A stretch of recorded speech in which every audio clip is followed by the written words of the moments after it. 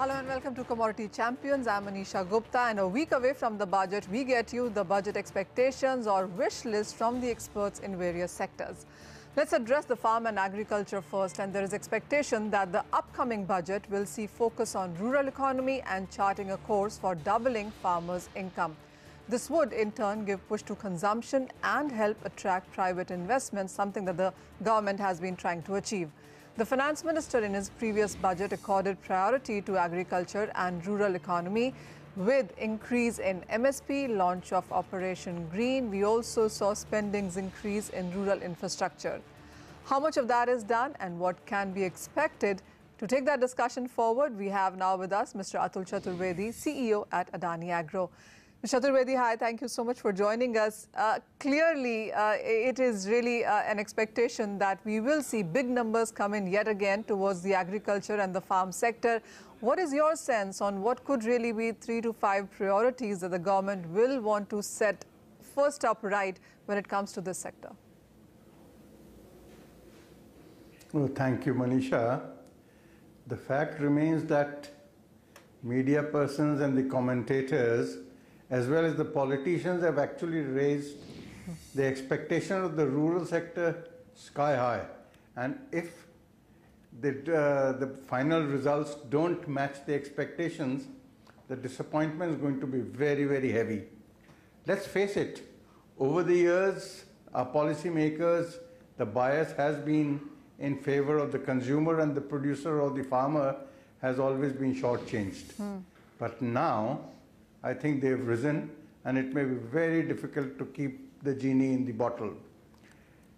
In fact, if you really look at a lot of things, like Essential Commodities Act and APMC, nothing much has changed in that. And they are all relics of the socialist era which are still hanging around.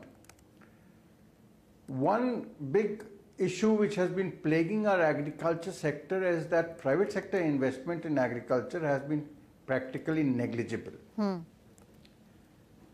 One thing which we keep avoiding is that the private sector investment in agriculture has not been there largely on account of our land laws. The corporates keep away from farming. So to get around this, my take would be that horticulture should be given the same kind of a status as plantation. And the Land Ceiling Act should not apply to horticulture. And if that happens, that would actually help the food processing sector big time. And this is the need of the hour. The other thing is that the time for land leasing or long-term land leasing act has come. Okay. Though Niti Aayog has done a lot as far as this is concerned, but somehow the other state governments have not taken it seriously.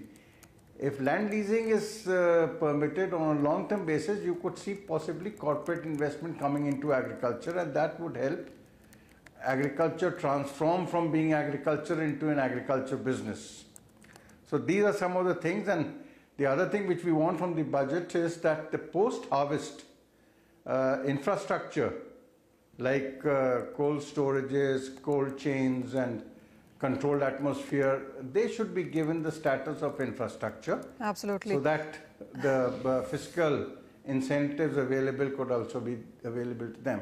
I'm assuming, Mr. Chaturvedi, that the list is endless, really, because whether you look at input or you look at farmer remuneration or exports, food processing, output, harvest, I understand that the list is endless here. But what do you think? And while, of course, the government has put in place long-term structural changes, short-term push is something that the markets really are looking at. So if you could just give me quick 3 numbers on where do you think movement coming in for? Is it going to be Raitu Bandhu, what we've seen in Telangana? Do you think it's going to be the universal basic income? Is it going to be DBT? What do you see an immediate short-term measure that the budget could bring along?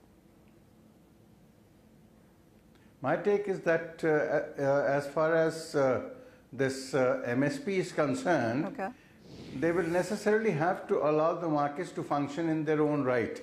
And to compensate the farmer, they will possibly have to look at the Bhavantar scheme of Madhya Pradesh and maybe tweak a little and the other is this direct help to the farmers to raise their income levels.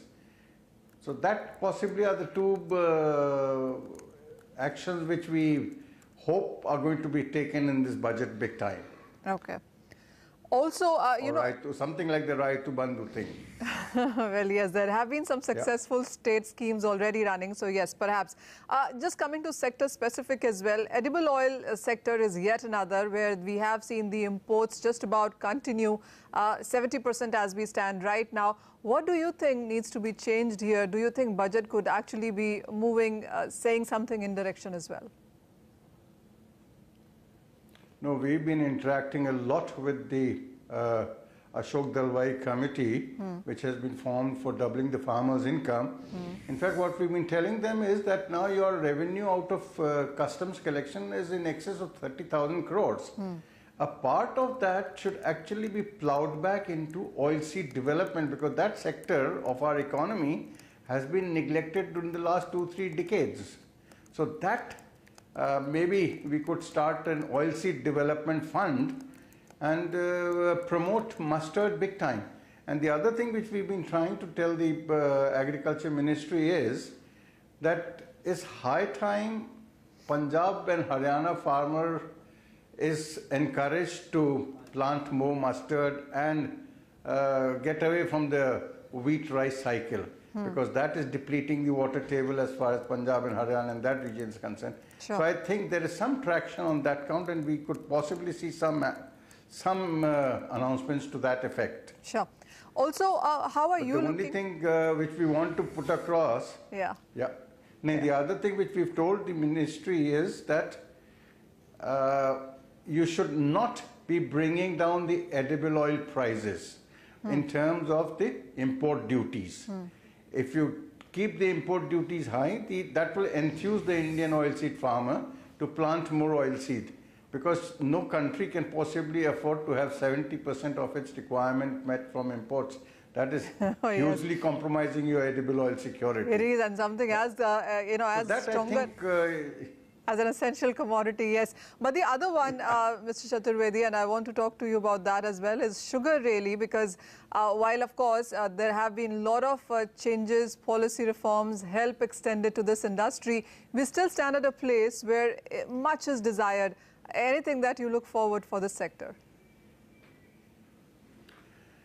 In fact, I must say, congratulate the government that they've been very, very proactive as far as the sugar sector is concerned. And that is largely because the farming, huge amount of number of farmers are actually dependent on sugar. And possibly sugar is the only commodity in which the farmers are getting reasonably well paid. The only flip side in this is that at the current FRP, the cost of sugar is coming to around 34 to 35 or 36 rupees level. But the government has actually fixed 29 rupees as the price, and that is putting a lot of strain on the sugar industries. And no wonder you see the outstanding of the farmers going up, which is not a healthy sign. So if the sugar industry is healthy, the farmers are going to be healthy. So that is something. One more thing which I wanted to point out in this is, food inflation in our country is much below 3%. Yeah. And as far as sugar is concerned, our consumption is about 26 odd million tons, Sure. of which 30-35% is actually consumed by the household. The balance 65% is all consumed by the industrial consumer. So a little bit 4-5 rupees increase is not going to be an earth-shattering event. It's not going to affect. It's not going to affect the inflation too much. So the government or the policymakers don't need to be worried on that count. The other thing which the policymakers are worried is that the exports might suffer if the Indian local values go up. My take in that is, all the surplus sugar in the world as of today is sitting in India. So, and India should actually be a price maker and not a price taker. Well, so if the local values go up, yes, your export quality, yeah, it will help better realization, and because the world has to look at India for sourcing its requirement as of today. Well, absolutely, and we really hope that the finance minister is listening to you on all of this, Mr. Chaturvedi. Clearly, there's much that needs to be done in edible oil, in sugar and the farming sector, as said. Thank you so much for joining us. Well, that, of course, is going to be a major thrust area coming in from the government, and perhaps the first one that the government would want to address as we hear in this budget. Joining us also on the show is Abhishek Bansal, who's chairman of ABans group of companies, to talk more about on what the derivative markets really are looking for on this budget day.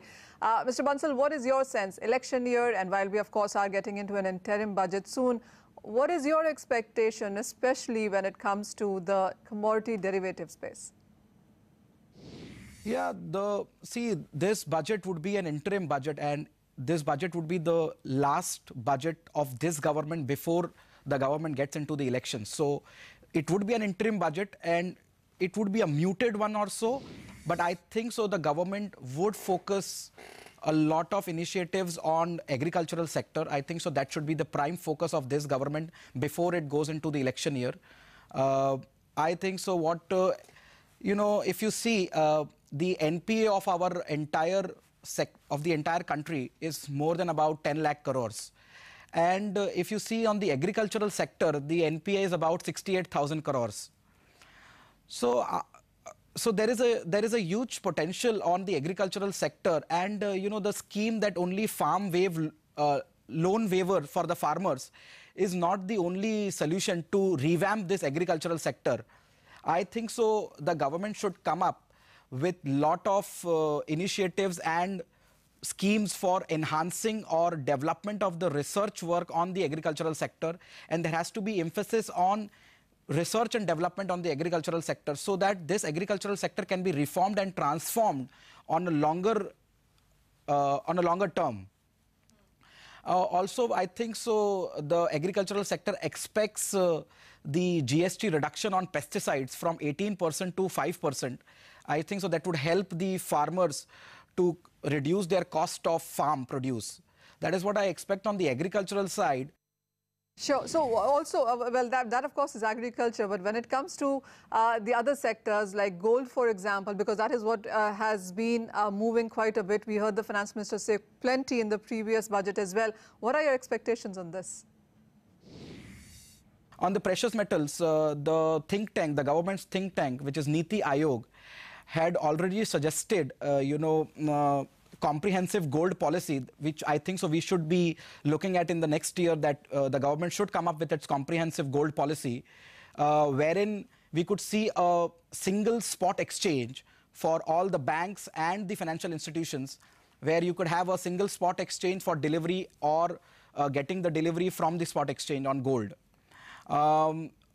Niti Aayog had already recommended the government for reduction on import duty on gold from 10% to a lower level.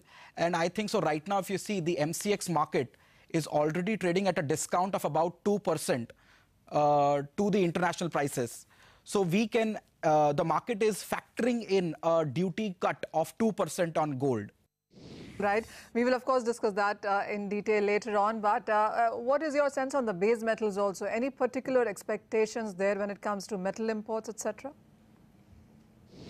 As far as base metals are concerned, in order to promote the domestic manufacturing of aluminium, the Commerce Minister had already suggested to increase the import duty on aluminium, primary aluminium and aluminium scrap.